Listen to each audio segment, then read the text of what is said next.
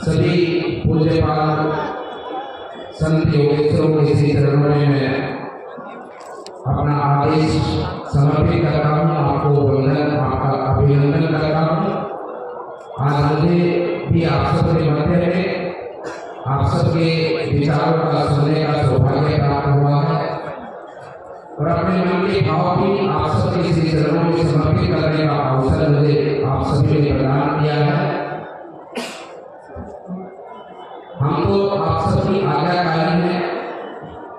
आप सभी श्रेष्ठ योगेश्वर यहाँ पर विराजमान है। आपका जो आदेश रहेगा वो आपकी आज्ञा रहेगी। आपकी भावनाओं के अनुरूप हम सब मिलकर उनका पालन करेंगे और पूरे अपने इस भारतवर्ष के अंदर अपनी सनातन धर्म संस्कृति को आगे बढ़ाने के भाव से और न केवल हमारी ये संस्कृति आगे बढ़े, हमारे धर्म ध्वजा और भी भव्य रूप से पूरे विश्व जगत में लहराए, अपितु अपने सनातन धर्म संस्कृति के माध्यम से पूरे विश्व जगत का कल्याण हो, उस भावना के साथ में आपके श्री वचनों का पालन होगा। मैं यही कहना चाहता हूँ कि आज बहुत अच्छा उचित अवसर है। आप सभी संत योगेश्वरों के परिश्रम के कारण भगवान श्री राम अपने स्थान पर विराजमान हो चुके हैं। अब हमें आवश्यकता है कि हमारे जो भारतवर्ष की प्रजा है, इस प्रजा को भी भगवान श्री राम की प्रजा बनाने की ओर हमें सबको अग्रसर करना है, उनको आगे बढ़ाना है।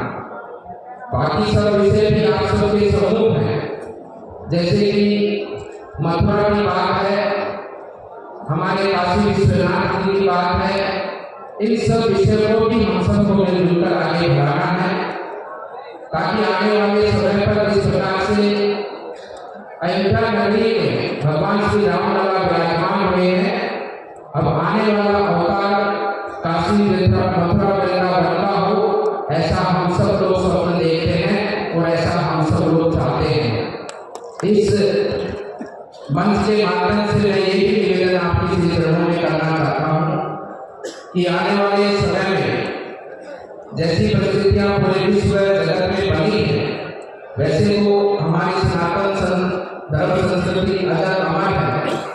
मूल एक तरह से कहें तो मूल स्थापना या मूल जड़ें हैं पूरे इस संसार के मानव जीवन की, ये सनातन धर्म संस्कृति।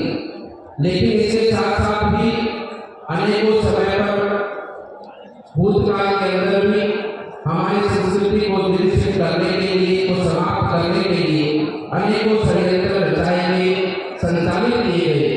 लेकिन ये सनातन धर्म संस्कृति केवल और केवल आज भी उसी भव्य रूप से स्थापित है। तो आप सभी पूज्यपाल संतों के कारण, पूज्यपाल श्री संतों के कारण आज भी उसी स्वरूप में आगे बढ़ती हुई और पूरे विश्व जगत को कल्याण के भाव से आगे बढ़ाती हुई हम सबको हर्षोल्लासित करती है।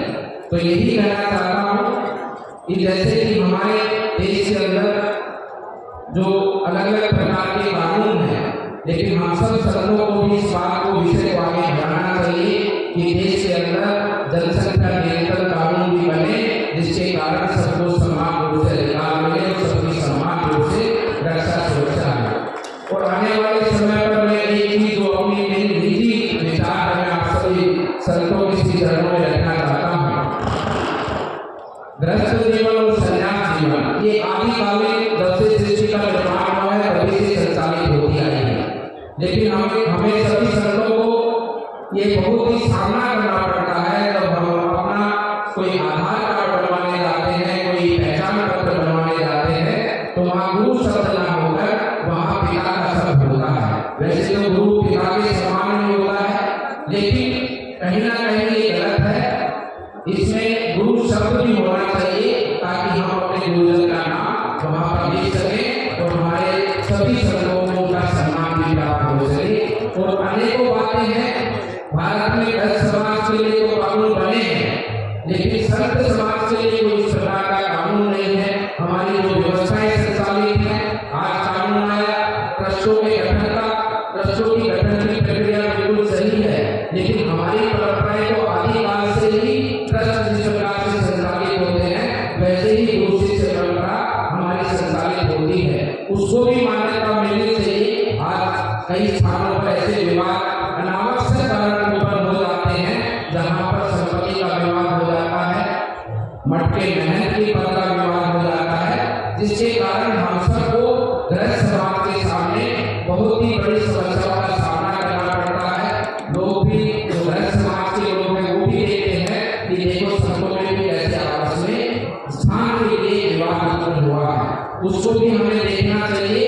और भारत सरकार से हमारी ये मांग होनी चाहिए कि सभी संतों का इस प्रकार का कानून बने कि जो उस संप्रदाय के प्रमुख ने या संप्रदाय के प्रमुख महंतों ने जो निर्णय किया है उस निर्णय को भारत के अदालतें भी भारत के कानून भी उसको मानकर उसको मान्यता दें, ताकि हमारे संतों के आपस में विवाद समाप्त होकर हमारी जो सनातन धर्म परंपरा है जिसको हम पूरे मन और भाव से समाज तक पहुंचाने का कार्य करें। मुझे